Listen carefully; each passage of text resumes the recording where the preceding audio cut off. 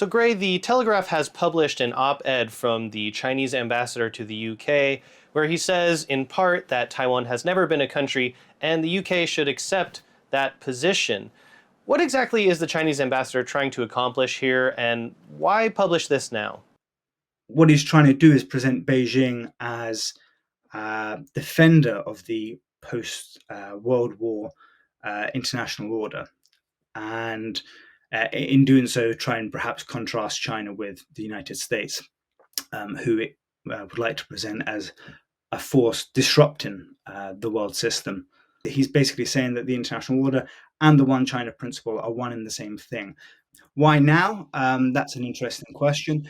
Well, we are marking the 80th anniversary of the Second World War. So it's only natural that Beijing wants to use this occasion to reinforce its claims to Taiwan. You've written in the past that the UK's position has always been that Taiwan's political status is undetermined, but has refrained from saying so since the 1970s. And you say that in future, a clarification from the UK may be needed. But why? Hasn't the status quo worked relatively well, at least for Britain, for many decades? So Britain for a long time maintained that Taiwan's status was undetermined, that it wasn't, as Beijing claims, a province of China. The status quo has worked quite well for everybody concerned. Peace has been maintained across the straits for a long time now, but Beijing doesn't seem so comfortable with maintaining the status quo, as in fact trying to alter it itself.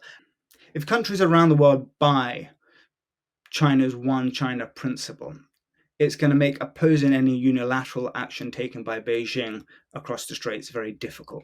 So it's about laying the groundwork and about establishing the rules around cross-strait relations. In the op ed, the Chinese ambassador says that accepting Beijing's position on Taiwan is key to the development of China UK relations.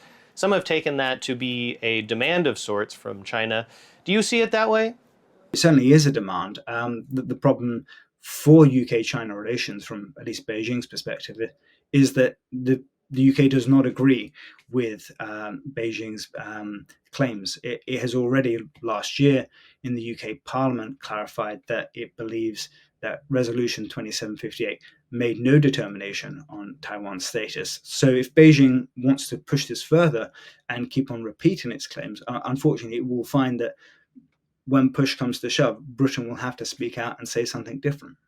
This op ed comes amid several other tensions between China and the UK. There's been protests over this so called mega embassy that China wants to build in London, a Chinese spying case that was recently dropped, now this op ed.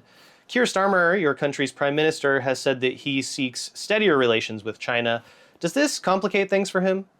I think the questions around national security, the alleged spy-in, the mega MC are going to be bigger issues for Keir Starmer. I don't think that currently Taiwan throws too many problems in the UK-China relationship. Actually, we've seen in the past year UK-Taiwan relations improving steadily, and that hasn't, it appears, been too detrimental to relations between London and Beijing.